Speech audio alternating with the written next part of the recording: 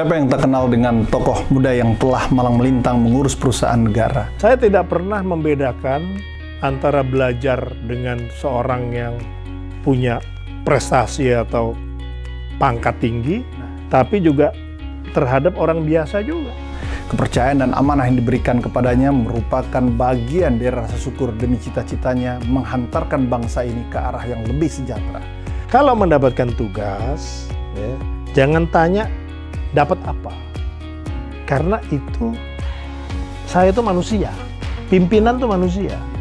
Yang paling besar benefit itu dari yang Maha Kuasa. Kita hebat karena menjelekkan orang. Wah, itu nilainya itu paling rendah. Hebat itu karena pertarungan. Kalah itu juga hebat karena dia bertarung.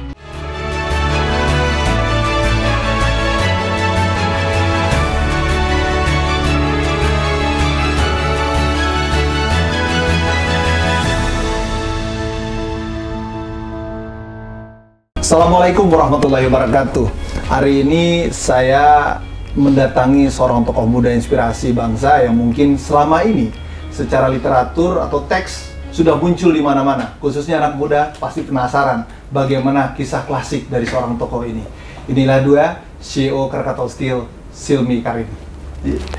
Thank you Chief atas ruang waktunya ini. Sama-sama, terima kasih juga udah berkenan untuk mampir dan diskusi. Alhamdulillah. Di kondisi seperti ini orang tuh kekeringan dalam sebuah message ataupun kalimat-kalimat yang bijak, khususnya anak muda. Makanya forum ini, kalau saya bilang Chief, ini cara saya bagaimana kita menjadi seorang muazin, melafazkan azan, ibaratnya kalau ibarat muslim mendengar atau tidak untuk orang untuk ibadah atau sholat itu masing-masingnya. Tapi ini caranya. Saya merasakan ini Chief karena di Komisi Penyiaran Indonesia itu kita ngawasin ada 1106 televisi di Indonesia. Jadi kalau lihat wadah banyak banget kanal-kanal yang sebenarnya menjadi hal yang harus misalnya konten-konten yang sebenarnya menjadi induk bagi anak-anak muda untuk melihat bagaimana sih menjadi orang nothing, menjadi something itu. Dan tidak semua jalan terjal atau jurang itu membuat situasi itu selalu gelap. Ternyata ada itu setelah itu fase-fase yang memang harus lalui anak muda, dan anak muda sekarang sangat menginginkan segala sesuatu dengan instan. Dan saya meyakinkan banyak tokoh-tokoh yang sebenarnya bagaimana cara cerdas untuk melintang itu, salah satunya Chief Silmi. Nah, sebelum kita mulai supaya connect frekuensinya, saya pengen menganalogikan sebuah kata Chief. Kira kata-kata ini, satu kata sih, kira kata apa yang cocok dengan pikiran Chief nih? Ya, ini bukan tebak-tebakan kuis untuk bisa lanjut atau tidak ya.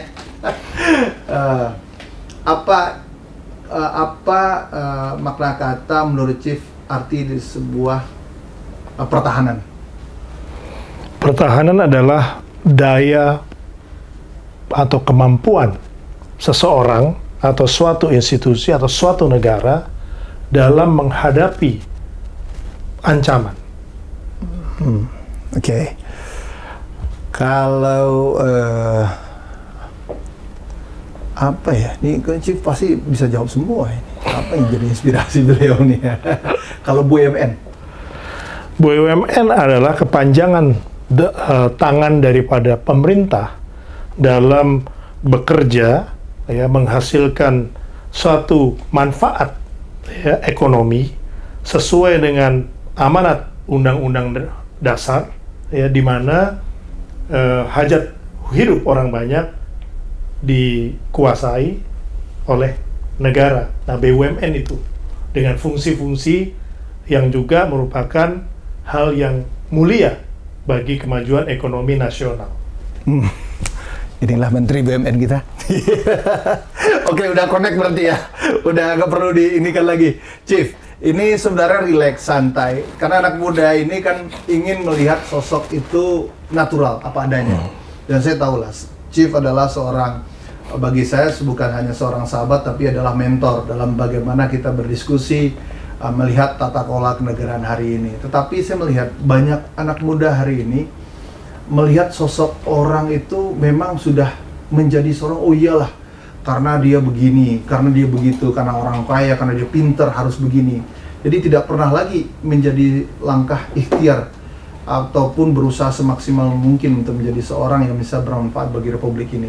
Dan saya melihat pet hidup Chief ini sangat luar biasa. Kalau boleh sharing Chief, bagaimana sih kisah, ini bilang benar-benar kisah klasik sebenarnya sih, merimain kembali masa lalu kita untuk disampaikan kepada anak muda seluruh Indonesia saat ini.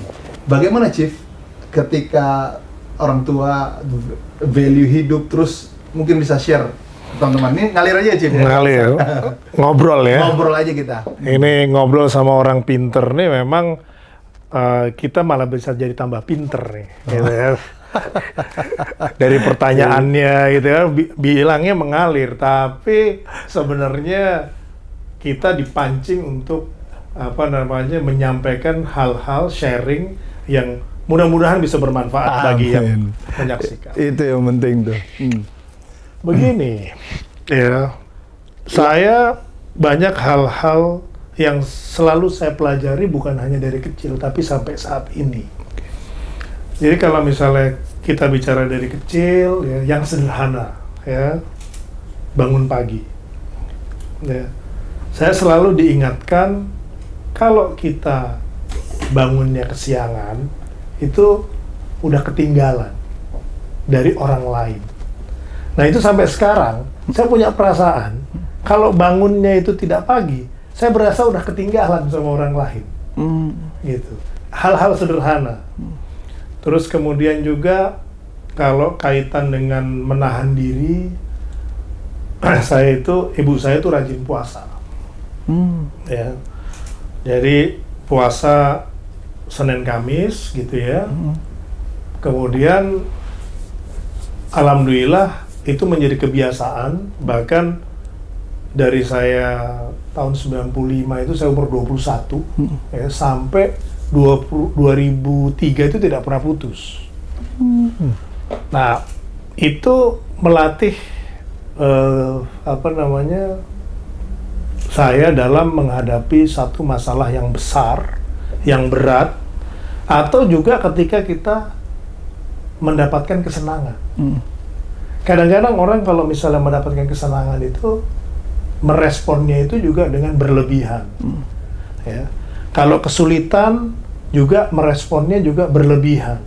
Sebenarnya masih ada kekuasaan yang di atas kita, ya, yang mana itu akan juga membuat kita bisa lebih menguasai diri kita supaya apapun masalahnya bisa dilalui. Karena tidak mungkin seseorang ya itu bisa diberikan masalah tanpa solusinya oleh Yang Maha Kuasa. Tapi yang terpenting adalah keyakinan kita bahwa kita bisa merespon itu. Nah, ya ini 1-2 cerita awal lah ya yang saya bisa sampaikan. Tapi juga di sini saya juga ingin sharing ya, hal yang kaitan dengan cita-cita ya. Nah ini menarik deh ya. Jadi kita itu boleh menentukan ya satu mimpi ya, keinginan ya. Tapi jangan lupa bahwa setiap orang itu punya jalan masing-masing ya.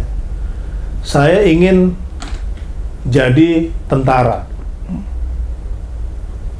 tidak dipenuhi atau tidak terpenuhi, tapi ada suatu masa di mana saya kembali menangani masalah pertahanan. Ya. Dibutuhkan di pertahanan, bahkan kemudian saya mendalami ilmu pertahanan, ya. Bahkan saya sampai menulis buku mengenai industri pertahanan. Ya. Ini juga merupakan satu hal yang saya yakini, gitu, bahwasanya ketika saya harus berputar ke sana kemari, gitu ya, akhirnya sampai juga. Dan kalau misalnya dianggap itu pun berhasil atau sukses, itu juga tidak lepas dari yang namanya kesempatan dari Yang Maha Kuasa. Karena kita adalah bagian kecil daripada itu. Value yang saya pegang adalah kita mesti yakin, ya, optimis, ya, positif, ya, supaya alam nih, ya, itu mendukung kita. Karena keinginan, pikiran itu juga merupakan satu doa. Iya, iya. Nah, itu yang kadang-kadang kalau orang misalnya di kepalanya, wah saya akan gagal, saya akan gagal, gagal kejadian. Ya, the power of mind, kalau orang Barat bilang. Ya, kalau tadi kan saya menyampaikannya dalam konteks agama yang saya yakini, ya, bahwa ada Allah Subhanahu Wa Taala yang Maha Kuasa, Tuhan yang Maha Esa, ya, yang kemudian juga memberikan satu jalan. Tapi negara Barat pun juga ada namanya power of mind, kekuatan pikiran, gitu. Yang nyatanya kemudian membawa kita kepada apa yang kita yakini dalam konteks berusaha, bekerja, berkarir, dan lain sebagainya. Nah, itu ternyata luar biasa ininya, dampaknya. Ya, harus berimbang juga. Doa tanpa usaha, ya, tidak akan juga kejadian. Usaha tanpa doa, ya mungkin bisa kejadian, tapi tentunya probabilitanya. Ya. Terus kemudian juga kita dalam konteks kita berusaha juga harus selalu menyiapkan kantong-kantong bagaimana Tuhan itu memberikan rahmatnya atau mengabulkan doanya. Kita berdoa, ya Allah berikanlah saya rezeki, tapi tidak menyiapkan kantong. Kantong itu adalah misalnya usahanya. Apakah bikin PT, apakah bersilaturahim, apakah kemudian kita melakukan satu hal yang sifatnya, ya Allah kan juga perlu cara untuk menyalurkan rezekinya, gitu. Jadi kita siapkan aja ada beberapa, ya, kita yakin akan terisi. Ya, itu saya mengambil satu yang pendekatan yang agak logik lah ya. Ya. Tapi sebenarnya itu praktikal, ya, bisa dilakukan, ya. Terus kemudian juga ada sisi religiusnya, ya, tanpa bermaksud juga menggurui ataupun juga merasa lebih dari orang lain, tidak. Tapi ini adalah sharing dan itu apa yang saya yakini. Gitu. Chief, ini value itu muncul itu ketika, ini kita belum bahas ya, Pak Silmi ini atau Bang Silmi ini di mana sebenarnya awal cerita beliau? Sekolah di sini waktu itu, Chief, ya? Sekolah di sini, S1, S2, terus kemudian juga saya meneruskan pendidikan defense, ya, di luar pendidikan leadership, ya, dan hal-hal yang waktu itu mendukung dalam saya menjadi penasehat Menteri Pertahanan. Menteri Pertahanan, ya. Dan ketika value itu muncul, itu di sekolah dasar. Ketika pengen jadi tentara, itu karakter itu muncul dengan apakah seorang orang tua sebagai panutan atau memang apa, Chief? Ketika ini basic kita bicara nostalgia nih ya. Waktu kecil ini kan karakter itu muncul seperti itu, apalagi di generasi yang sekarang ketika ABG katanya. Wah, dia labilnya minta ampun kan. Nah, Chief, gimana itu kalau sebelum kita ngurai value tadi, pet formalnya gimana, Chief? Sebenarnya kalau kita belajar mengalir. Mengalir. Saya juga orang yang juga tidak kemudian kutu buku ataupun juga tidak pernah bergaul, bermain. Ya, namanya manusia biasa ya, normal ya. Tidak lepas juga dari kesalahan di masa muda ya. Ya, kita belajar dari kesalahan, terus kemudian juga kita kalau tidak larut, ya, bisa mengontrol diri, ya. Kemudian juga kita belajar dengan pengalaman maupun dengan orang-orang yang ada di sekitar kita.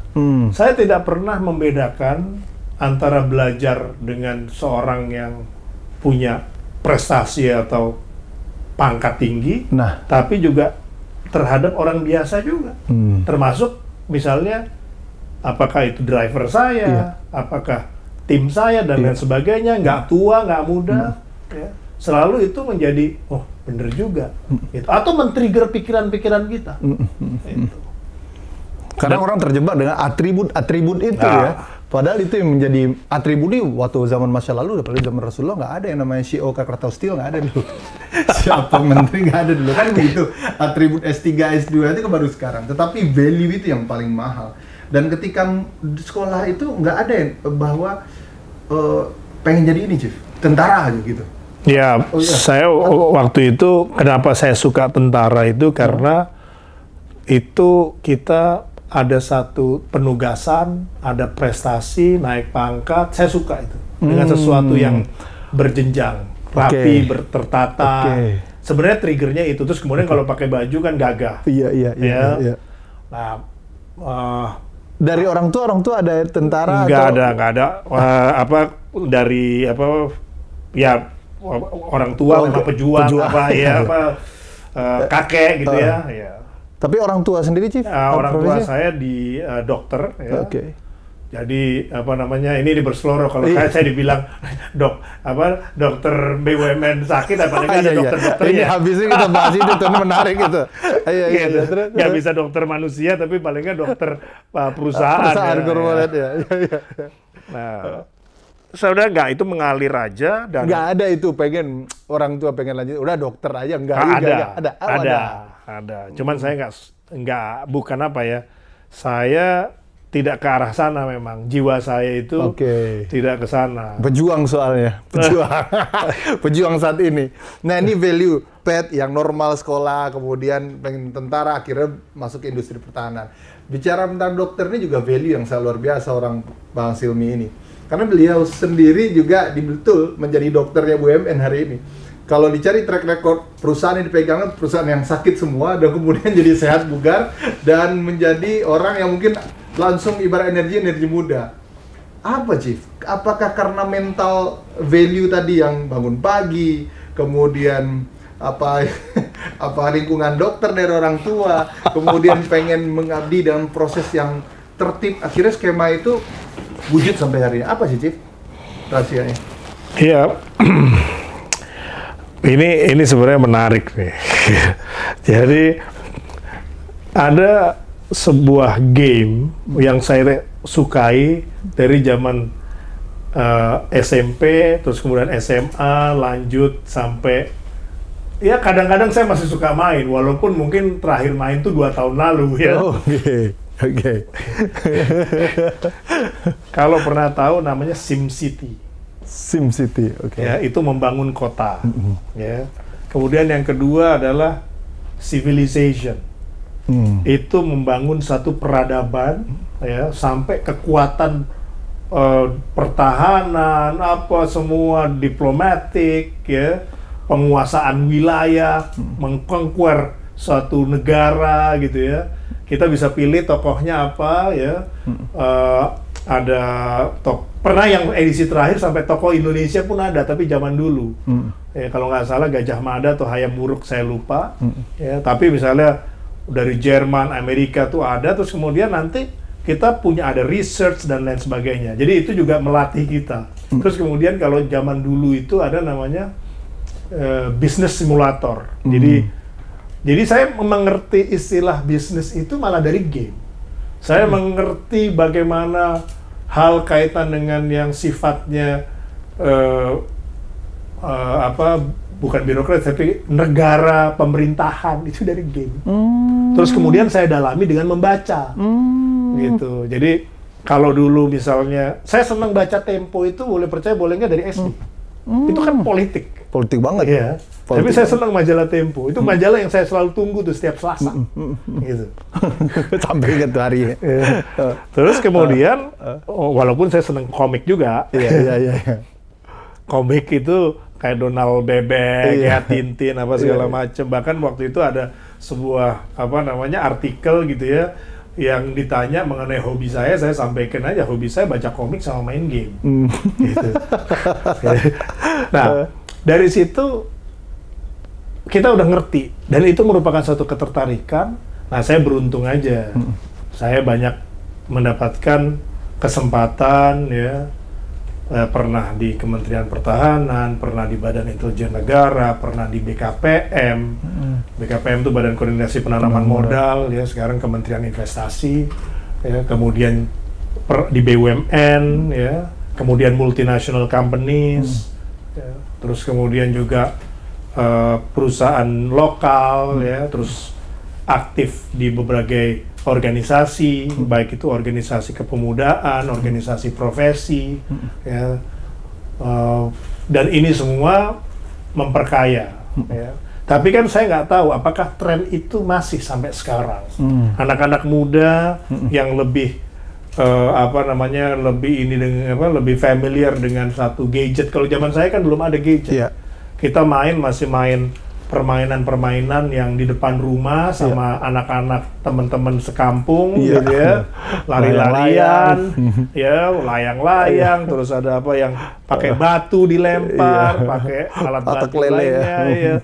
Nah, itu kan jadi ini kita gitu ya. Tapi ini yang saya lihat penting juga adalah bagaimana kita membangun network. Ya, silaturahim sebenarnya ada dalam agama. Betul. Ya, network bahasa baratnya. Iya. Tapi bahasa dalam konteks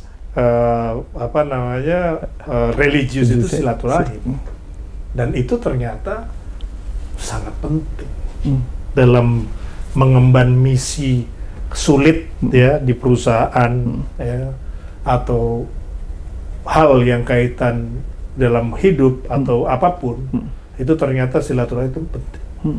Kita boleh tidak punya uang, ya, tapi jangan sampai tidak punya teman, karena opportunity, ya, kemudian juga opportunity itu kan kesempatan, dan juga hal-hal kaitan dengan bantuan, ya, atau karena sedang ada masalah, itu selesainya itu karena relationship, karena silaturahim. Nah, itu yang menurut saya salah satu yang ya modal penting. Networking itu sangat penting. Kemudian attitude. Ya. Bagaimana seseorang melihat kita nyaman, trust, itu penting. Ya. Tanpa adanya trust, itu juga akan sulit untuk kita menjalankan sesuatu. Ya sekarang kayak yang lagi tren, ya kita lihat bagaimana aplikasi, ya atau istilahnya sekarang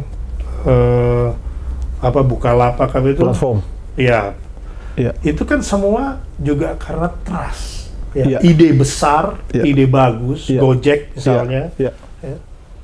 Kemudian didukung oleh trust. Ya. Kemudian orang investasi. Betul. Perusahaan rugi, ya. Bakar uang. Kapitalisasinya, ya, kalau kita lihat misalnya Bukalapak lah yang sekarang lagi tren, gitu ya, karena baru listed IPO. Kalau tidak salah itu mendekati 100 triliun. Iya, gila. Ya kan? Bagaimana mungkin ya 10 tahun lalu atau 20 tahun lalu perusahaan yang masih belum positif ya dalam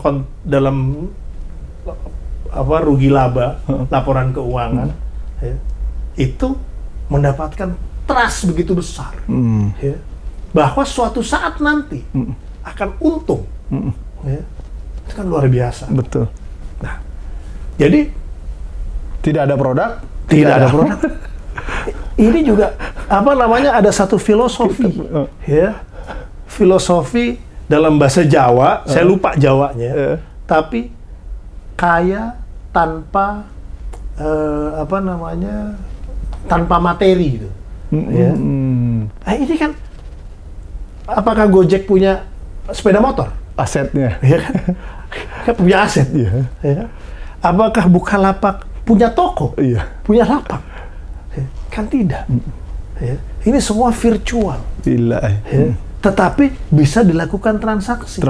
Tanpa sewa ruko, betul. Tanpa bayar listrik, betul. Ya, tanpa bayar karyawan dalam konteks untuk membuka lapak. Betul. Ya.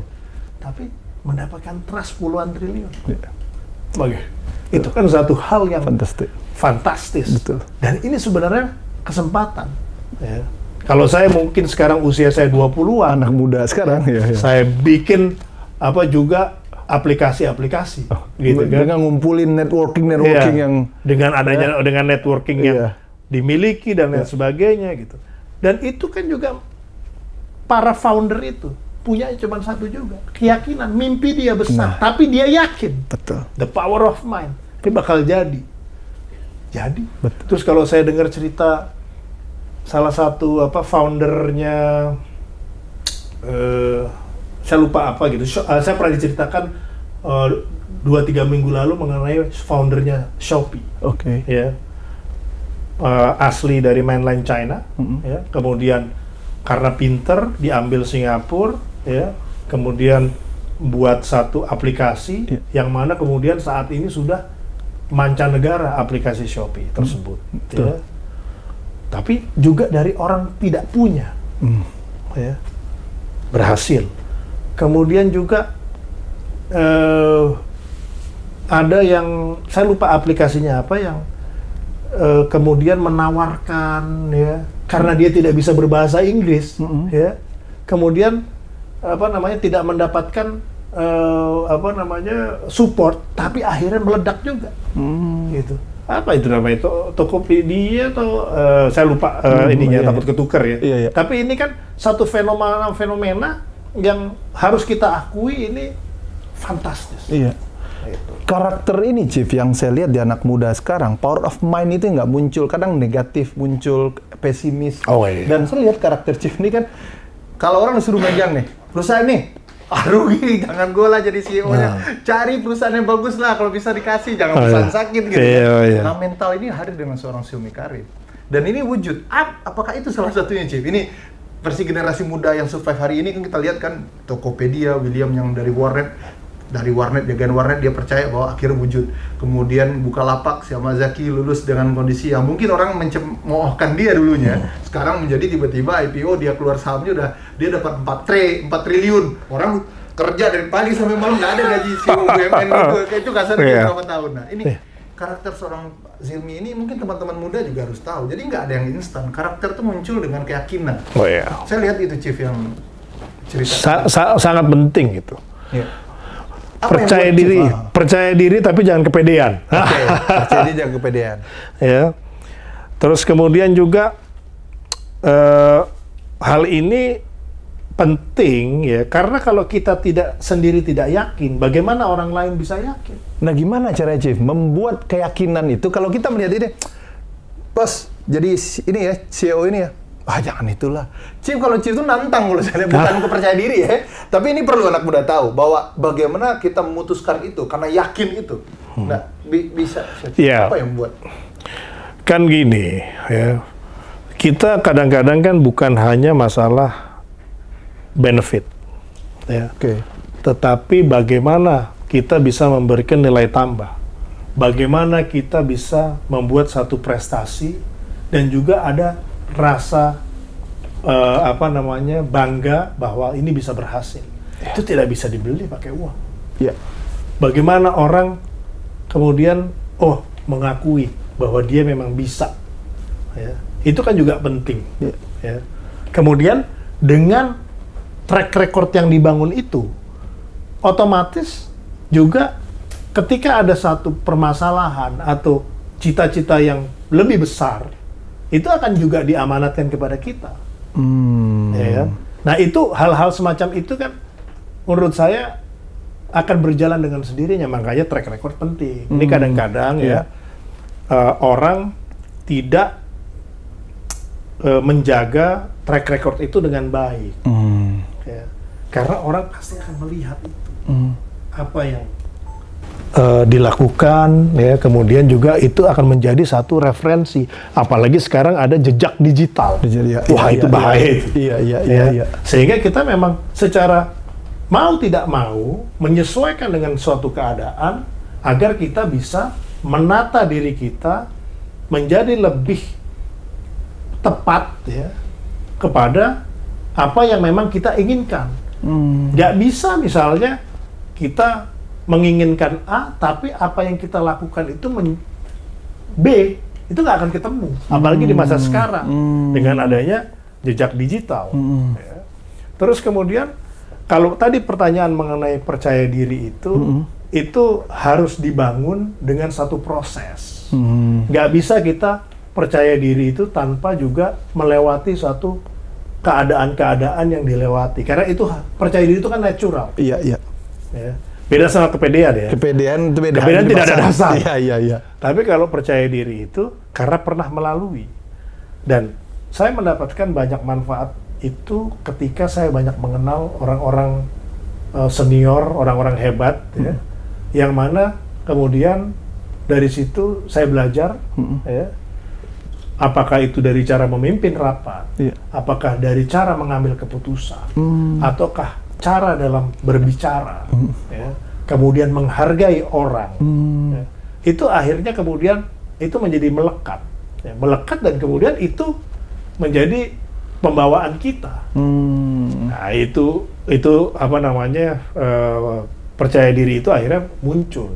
Terus kemudian juga kan kalau Bill Gates menyampaikan di balik kesuksesan pasti ada pertolongan. Di balik kesuksesan ada pertolongan. Iya. Oke. Ya. Cuman kan kadang-kadang juga tidak disampaikan. Oke. Ya, saya gitu juga banyak yang nolong. Dalam arti yang memberi kesempatan. Kalau saya tidak diberikan kesempatan, bagaimana membuktikan? Saya bisa membuktikan. Betul. Bagaimana saya bisa membangun track record? Gitu. Nah, tapi itu mulainya juga pada diri kita. Attitude tadi. Attitude. Ya, pembawaan. Ya, bagaimana kita bersikap, bagaimana kita menghadapi orang. Karena kadang-kadang juga itu menjadi kebiasaan dari kecil. Nah, yang lebih penting lagi, jangan sekali-sekali kita zolim. Karma. Zolim ya? Zolim. Oke, ya. Itu yang pasti sesat. Kalau kita punya anak, ya kita ajarkan dari kecil untuk tidak jahat sama temannya. Ya. Tidak, karena berbuat zolim itu juga akan juga mempengaruhi kita. Orang yang tertindas itu pasti juga berespon dengan suatu mungkin juga harapan doa. Semoga dibalas. Iya. Doa orang terniaya tuh ya. Pasti capai langsung nyampe itu. Jalan tol langsung. Jalan tol. Jadi lebih bagus kita bersedekah, beramal. Nah, itu setuju tuh. Gitu, daripada kita zolim. Ya. Zolim tuh bahasa Indonesianya apa ya? Ya jahat sama orang. Jangan. Gitu. Karena buat apa? Apalagi apa? Kita menang atau kita lebih baik karena menjelekkan orang. Wah itu bahaya. Kita hebat karena menjelekkan orang. Wah itu nilainya itu paling rendah. Gitu. Hebat itu karena pertarungan. Kalah itu juga hebat karena dia bertarung. Jangan juga dibilang, oh dia kalah. Gitu. Tapi dia bertarung. Dia lebih hebat daripada yang tidak bertarung. Iya, benar. Ya, betul. Ya, tapi jangan juga kita menang karena curang atau menjelekkan orang, apalagi zolim. Itu. Nah, kita juga ini juga melatih kita juga untuk kemudian orang misalnya lapor. Ya. Namanya sebagai pimpinan punya ribuan karyawan atau anak buah, itu kan juga persoalan bukan hanya persoalan kantor, persoalan juga pribadi. Ya. Ketika menyangkut hal-hal yang kemudian juga sifatnya pribadi, kita harus punya wisdom memisahkan antara masalah profesionalisme dengan masalah pribadi. Ya. Sebagai pimpinan itu kalau kita tidak bisa memisahkan atau tidak tabayun, tabayun. Ya, wah itu bahaya. Karena sebenarnya anak buah itu juga perlu security, ya, perlu rasa aman dan perlu perlindungan. Bagaimana dia bisa bekerja dengan maksimal kalau dia tidak secure? Bagaimana dia bisa mengambil suatu keputusan kalau misalnya ketika mengambil keputusan disalahkan? Oh, kamu gimana, bodoh kamu. Kacau itu. Udah. Perkataan pimpinan seperti itu kepada anak buahnya, dia akan ragu. Gitu. Makanya saya tidak pernah bilang kepada anak buah saya menegur karena dia mengambil keputusan. Saya selalu bilang, udah nggak apa-apa, kita perbaiki. Ya, next time lebih baik. Ya. Akan beda. Karena kan kita bukan Superman. Tidak bisa semua keputusan diambil kita. Apalagi kayak Krakatau Steel itu kan anak perusahaannya banyak. Ya. Ketika semua keputusan harus lewat kita, tidak ada delegasi. Pimpinan tanpa delegasi tidak akan berhasil. Itu. Karena kita harus mendistribusikan kewenangan itu agar itu menjadi satu orkestra ya, dalam mencapai tujuan. Nah, yang gitu-begitunya tuh saya concern. Ya. Nah, sampai kepada tadi, prasangka positif, prasangka negatif. Hawa, kalau kita negatif, misalnya saya dengan Dinda Andre ini, lihat, ini orang apa ini anak muda nih? Kan udah nggak enak kan? Gitu, betul. Otomatis responnya ke saya gitu, juga tidak enak. Tapi kalau misalnya kita, wah, Dinda luar biasa, ya, lama kita nggak ketemu, ya, kelihatan lebih matang, kelihatan lebih hebat, ada muncul kan satu perasaan bahwa lebih saya diapresiasi, ya kan? Kan itu membuat rasa nyaman. Betul. Hormonnya beda. Iya. Otomatis apa? Hasilnya itu akan positif ke pekerjaan. Betul. Tapi kalau misalnya kita sebaliknya, nggak akan bisa. Bahwa kita menegur boleh-boleh aja. Betul. Ya. Dan itu ada batas-batasnya. Ya. Karena kita membangun satu iklim itu juga harus yang kemudian menjadi hal yang cepat lebih baik. Karena ketika punya persoalan nih, sakit nih si perusahaan, dimarah-marahin, nggak akan tambah sembuh, tambah sakit ya. Sama orang sakit, dimana malah meninggal dunia ya. Okay. Jadi kalau namanya perusahaan sakit itu harus positif, lain untung. Oke. Jadi, wah bos saya kerjanya marah-marah, untung nggak? Iya. Kalau untung ya udahlah kita maklum. Tapi kalau rugi lewat. Oke. Kebalik ya, orang kadang untung happy, rugi marah-marah. Ini harusnya rugi kita happy ya. Iya. Harus memberikan yang lebih hal-hal yang baik ya. Baik.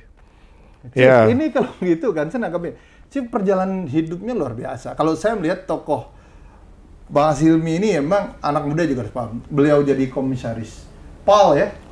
Ya ngurusin kapal perang. Terus kapal selam. Kapal selam itu lanjut apalagi Cip ke Pindad, CEO Pindad, direktur utama senjata, ngurusin senjata. Bom. Ini masalah semua itu. Terus ke Barata ya. Iya. Ini untuk bagaimana kita bisa membuat satu pembangkit listrik merah putih, ya, kemampuan teknologi di situ, iya. Itu yang merupakan PR industri. Nah, ini saya mau nanya ini. Kadang anak muda ketika dia kamu kerja sini ya, pindah ke sini ya, ketika dikasih amanah itu dia nggak mau. Apa yang membuat mentalnya? Gue siap nih gitu. Ini perlu nih, saya harus kasih tahu nih. Banyak anak muda yang bilang, udahlah, gue pengen yang zona nyaman lah, enak lah, apaan.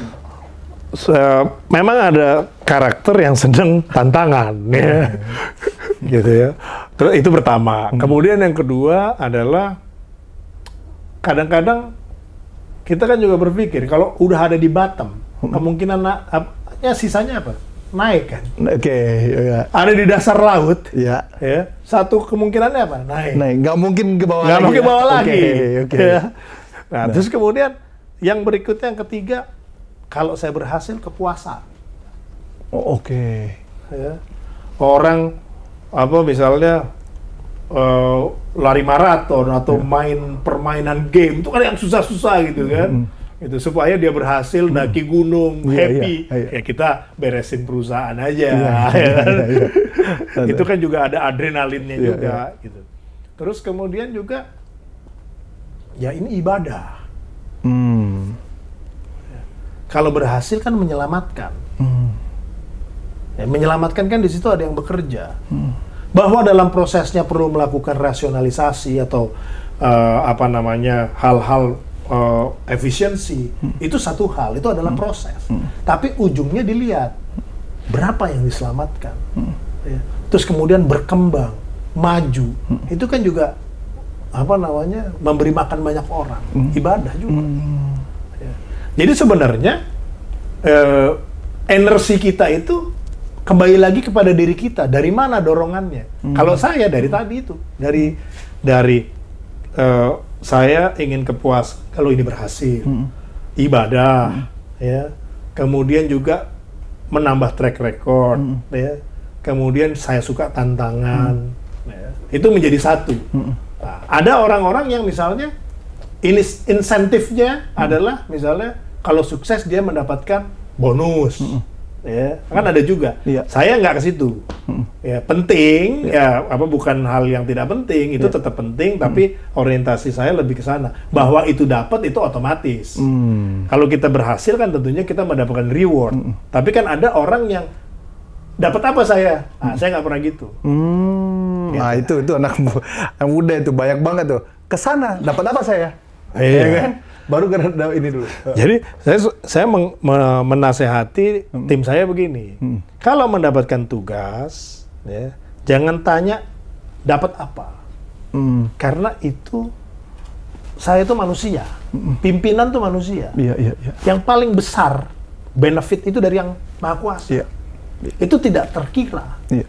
Dengan kita melakukan dengan ikhlas, ya, kita nggak pernah tahu tahun depan, atas pengalamannya, dia mendapatkan kesempatan di tempat lain. Gitu. Yang gajinya lebih bagus. Betul. Atau ketika kemudian dia berusaha, ya, yang Maha Kuasa memberikan rezeki, kontrak-kontrak besar. Jadi jangan sekali-kali mengukur kita akan dapat apa. Ikhlas. Ya. Berat, susah, ikhlas saja. Nanti apa? Yang Maha Kuasa yang membalas. Yakin itu ada. Akan datang. Gitu. Ya contohnya saya. Ikhlas saja terus.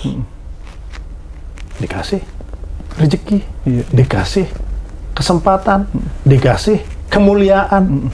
Ya. Itu kan hal-hal yang saya nggak pernah atur. Iya, betul. Tahun 2000, saya ke kantor ini menghadap cari kerjaan. Maksudnya saya sebagai pengusaha. Pak Sutrisno. Iya. Saya ke sini, gitu. Ya, ke sini cari kerjaan. Ya. Nggak pernah berpikir akan jadi dirut KS. Ya kayak gitu-gitulah. Ikhlas aja kan namanya, kita masih muda waktu itu, membangun satu mencari sesuatu ya. Ya. Jadi kesini gitu, ketemu kepada dirutnya, menghadap gitu. Ya, walaupun saya tidak dapat pekerjaannya, tidak dapat proyeknya, gitu. Tapi ya akhirnya, ke kantor ini lagi saya. Bagaimana kesuksesan seorang Bang Silmi Karim? Nah, kalau boleh diformulkan kisah hidup ini, Chief, bagaimana sih seorang Silmi Karim itu sebenarnya seutuhnya tadi? Tadi saya lihat tuh bangun pagi sampai sekarang ini kan puasa Senin Kamis yang nggak pernah lepas ya, dari usia muda, terus selalu bekerja itu benar-benar ikhlas dan selalu power of mind, artinya positif.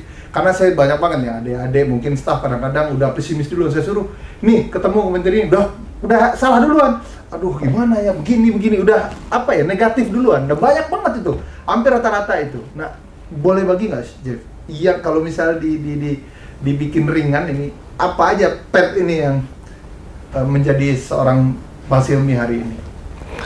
orang pinter itu ya kan bagaimana menyederhanakan masalah. Oke. Ya, saya orang yang simple ya, melakukan itu selalu dengan dengan ringan, dalam arti jangan ada psikologis yang membebani. Ya, mengalir. Mengalir tapi pakai tujuan. Ya.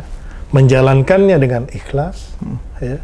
Kemudian ya sisanya ya kita serahkan kepada Yang Maha Kuasa.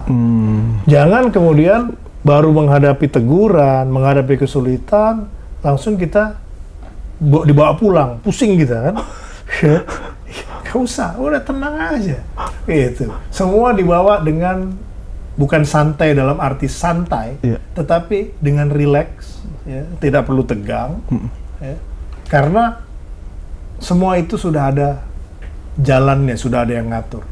Ya. Jadi kalau misalnya bagaimana secara sederhana, ya mungkin mengalir ya, yang nggak ngoyo ya, mengalir. Oh, gitu. Mengalir aja. Tapi juga jangan mengesankan kita pasrah dalam arti yang negatif. Oke. Ya, pasrah dalam arti yang positif, kita tetap terus. Betul. Ya, jalanin aja. Jalankan saja. Percaya kadarullah itu ada. Iya. Ya? Jadi jangan sampai kita menyerah sebelum melakukan. Banyak orang pikiran lebih dulu daripada itu banyak banget kan udah iya daripada apa kita melakukan eksekusi. Pikir dulu. Jangan dipikir, jalanin aja dulu. Nggak jalan-jalan jadi kan? Mikirnya. Oke. Gitu. Dalam mengambil keputusan juga, ambil keputusan aja. Jangan ragu, gitu. Responsif penting. Oke. Saya paling nggak seneng dengan anak buah misalnya yang merespon lambat. Ya. Kita harus lincah, harus agile. Apapun salah benarnya putuskan. Ya. Karena nggak mungkin kita meniati ambil keputusan yang salah, tidak mungkin. Iya, itu aja udah menang kita ya. Gitu. Dengan meniati aja. Ya, meniati ini pasti dengan salah benerin. Ya. Kemudian juga, ya ini mengenai positif nih saya ingat satu hal. Saya tidak pernah menolak tamu. Oh. Ya. Tidak pernah menolak tamu. At least pertama kali pasti saya temui. Ya. Kapanpun ya, tentunya saya temui. Saya tidak pernah menghindar. Ya. Walaupun cuma 5 menit, 10 menit. Ya.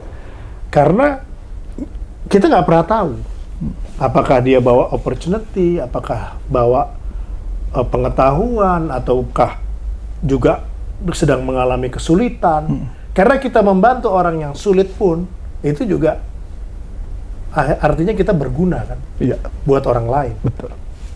Ya.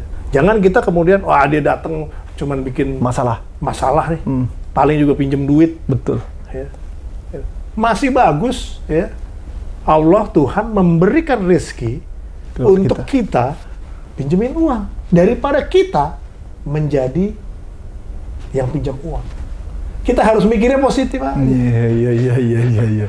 Ini poin. Walaupun kalau berkali-kali juga kita pegang juga. Iya. Cuman cara kita ini aja, oke aja udah. Dibikin ringan. Ya. Husnuzon, berbaik sangka terus. Berbaik sangka. Kan juga orang siapa sih yang mau begitu terus kan nggak ada. Betul. Dan untuk kemudian dia pinjam itu kan juga harus ada keberanian. Ya. Berniat kesini saja dia udah. Kalau kita mau berpikirnya itu. Ya. Tapi kalau masih tatarannya adalah bisnis segala macam, kenapa harus kita hindar? Ya. Apalagi teman lama udah anytime. Ya. Gitu. Cuman memang kadang-kadang kalau jadwal kita padat, ya ditemuinya tidak bisa lama. Betul. Gitu. Betul. Ya karena toh pada akhirnya esensi daripada kita hidup itu kan bermanfaat buat orang lain. Apapun pangkat, atribut dan sebagainya, tapi kalau bermanfaat. Dan kita juga jangan merasa, wah saya jadi dirut KS karena saya. No, bukan. Ya, apa misalnya jadi menteri atau jadi presiden karena saya hebat. Oh, itu salah. Itu bahaya itu. Kalau orang udah punya sifat begitu, ya, itu tidak akan banyak manfaatnya bagi orang lain. Gitu. Dan kita bisa karena satu, Allah mengizinkan, ya. Kedua karena kita diberi kesempatan. Ingat, yang memberi kesempatan itu orang lain. Iya, benar. Gitu. Betul. Orang menjadi hebat karena diberi kesempatan. Betul. Itu. Kemudian yang berikutnya adalah orang bisa menjadi di situ juga karena perjalanannya. Nah, perjalanan itu kan mulai dari KM 0, dari 0 dulu. Ya. Sehingga 0 kecil dikumpulkan gitu ya. Sehingga apa? Itu merupakan satu hal yang menurut saya juga tidak bisa dianggap itu karena dirinya. Ya. Karena ketika kita dari 0 itu kan ada yang membimbing. Kita jalan makan kan juga dibimbing. Yeah. Jadi kalau misalnya, wah karena saya, wah kacau ya. Makin banyak ya rahasia hidup beliau. Dan saya mau ngurai lagi nih. Jadi CEO, Chief pernah ngomong juga sama saya, 50% itu adalah silaturahim. Oh iya. Dan banyak anak muda, dan teman-teman mungkin sadar, staff, kadang kita kasih ruang untuk silaturahim, nggak mau silaturahim, lebih enak menyendiri, lebih enak nggak berkomunikasi. Sedangkan Chief malah mencari silaturahim termasuk diri saya sendiri. Saya belajar dari dia juga. Apa Chief? Apa yang menjadi itu? Jadi gini, tadi mengenai silaturahim kan networking tadi. Networking, ya. Ya. Karena sebagai CEO itu kan tugasnya memudahkan anak buahnya bekerja. Oke. Bagaimana mereka bisa bekerja dengan mudah ketika kemudian banyak sekali permasalahan yang dihadapi? Bagaimana mereka bisa bekerja dengan tenang kalau tidak ada pekerjaan atau peluang yang dijalankan? Ya. Nah, peluang penyelesaian masalah itu kan bisa selesai karena hubungan baik. Ya. Ya. Dan saya misalnya berhubungan baik sama banyak penegak hukum. Ya. Bukan karena saya minta istilahnya kalau ada masalah, ya. Bukan. Tapi karena dengan kita mendapatkan kawan, ya, kita diingatkan. Itu. Saya selalu misalnya mengambil keputusan yang besar itu minta legal opinion. Kenapa? Karena mungkin ada celah-celah. Namanya manusia kan tidak pernah ada yang sempurna. Betul. Ya. Nah, itu butuh silaturahim. Ya. Kemudian opportunity business dalam dan luar negeri. Ya. Misalnya waktu di Pindad, saya tuh hampir ambil alih satu perusahaan terbaik senjata Heckler & Koch. MP5, MP6, MP5, MP7, MP9. Itu senjata hebat. Ya. Karena silaturahim. Saya bergaul dengan CEO daripada industri pertahanan dunia. Ya. Kemudian ketika misalnya ada hal waktu dulu mau pimpinan menteri atau wakil menteri mau mengunjungi suatu negara gitu ya. Karena saya waktu itu ngambil defense management di luar negeri. Kepala staf angkatan udara negara tertentu itu teman sekelas saya. Gitu. Kemudian ada wakil pimpinan polisi di suatu negara, teman sekelas saya. Ya. Bahkan ada komandan satu armada pertahanan suatu negara besar, teman kita juga. Nah, itu mempermudah pekerjaan kita. Ya. Jadi silaturahim ini penting dalam konteks peluang dan dalam konteks menyelesaikan masalah. Kemudian juga bisa mendapatkan ilmu, belajar. Ya. Jadi saya terus keliling. Gitu. Dan silaturahim itu bukan berarti sama yang di atas ya. Iya. Silaturahim kan juga dengan anak buah, ya, yang konteksnya bukan pekerjaan. Betul. Ya. Ada hubungan membangun emosional, hubungan emosional, ya, bounding, ya, dan lain sebagainya. Pesan terakhir nih, Chief. Ini kita kalau ngomong value ini udah dapat ya, sela-selanya. Kita lihat generasi muda ini kan menjadi apa ya, tulang punggung menurut saya sih ke depan bangsa ini. Dan mereka kadang, ya saya harus fair juga, ini termasuk adik saya dan semua ya, teman-teman semua ya, kadang-kadang berpikir pengennya kan instan ya. Segala instan tuh kalau bisa, aduh langsung jadi deh ya, ala-ala fast food lah. Kalau fast food itu kan kalau instan kan pasti setelah itu ada penyakit kan gitu. Kalau proses natural kan beda. Nah, pesan terakhir untuk generasi muda kita, anak muda Indonesia nih, Chief, apa yang harus mereka lakukan, apa yang harus mereka benar-benar menjadi seorang berkarakter, terlepas nanti ada yang berhasrat untuk menjadi seperti yang Chief lakukan dulu tahun 2000, datang ke Krakatau Steel, cari pekerjaan, sekarang udah jadi CEO-nya. Apa yang pesan-pesan Chief kepada teman muda Indonesia?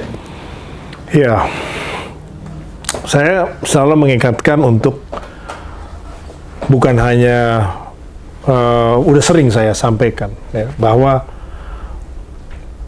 memulai sesuatu itu ya, tidak harus besar, ya. Start small, ya. Kemudian jangan nanti, tapi sekarang, do now, ya, atau act now. Ya. Tapi kita memang punya mimpi yang besar, ya. Nggak apa-apa, ya. Tapi harus dimulai. Jangan mimpi terus, tapi tidak memulai. Nah ini yang saya rasa valid sampai saat ini, ya. Kemudian ditambahi, ya, kita harus yakin, berpikiran positif, ya, terus kemudian optimis. Gagal itu adalah suatu hal yang biasa. Tidak ada orang tidak pernah gagal. Ya, bahkan ada pepatah, gagal adalah kesuksesan yang tertunda. Yang penting melakukan. Saya mendidik anak-anak saya masih muda, ya, mendorong, ya. Terus kemudian ini yang penting juga, harus ada api. Ya. Jadi api ini adalah bagaimana kita menyikapi, merespon. Hawanya itu kelihatan, gitu. Saya ngelihat Dinda Andre ini ada apinya. Gitu. Tapi kalau misalnya udah apinya redup, kalau mobil tuh giginya udah netral, gitu ya, itu sudah berat. Dan anak muda ini harus giginya itu gigi 5, ya, siap ngebut. Ya. Apinya itu harus strong, kuat. Gitu. Karena apa? Persaingan sekarang semakin sulit. Ya. Dengan kemajuan teknologi, dengan pendidikan yang tinggi. Ya. Terus kemudian jangan sekali-kali kita sudah menyerah sebelum bertanding. Yakinilah bahwa suatu saat kita akan lebih baik. Keberhasilan bukan hanya semata-mata karena materi. Ya. Jangan sekali-kali mengukur karena materi. Karena kesuksesan itu adalah bagaimana kemampuan kita atau diri kita dalam berguna bagi banyak orang. Ya, jadi definisi kesuksesan itu juga sangat penting untuk diredefinisi supaya tidak salah. Ya, saya tahu persis bagaimana Mas Menteri Nadiem memulai Gojek. Kakaknya itu teman saya. Ya, itu tidak ada berpikir akan sebesar ini. Karena dulu dimulai dengan social entrepreneur. Karena ingin membantu tukang-tukang ojek di sekelilingnya. Tapi Allah membuat suatu jalan tol, ya, itu bisa berhasil. Ya. Ya, ini untuk menambahkan semangat juga. Gitu. Karena semua itu ada jalannya, ya. Setiap manusia ada perannya, ya. Dan jangan pernah merasa kecil, ya. Baik itu kecil hati maupun juga kecil peran. Semua itu akan ada waktunya bahwa setiap manusia itu berperan di dunia. Thank you for your time, dan banyak banget ini kata-kata bijak termasuk untuk diri kita sendiri. Kita berharap akan muncul Silmi Karim yang lebih banyak lagi yang akan menjadikan catatan Republik ini memang hadir dengan tokoh-tokoh yang penuh inspirasi. Sekali lagi, terima kasih ya, Chief. Terima kasih. Sukses selalu. Assalamualaikum warahmatullahi wabarakatuh. Waalaikumsalam.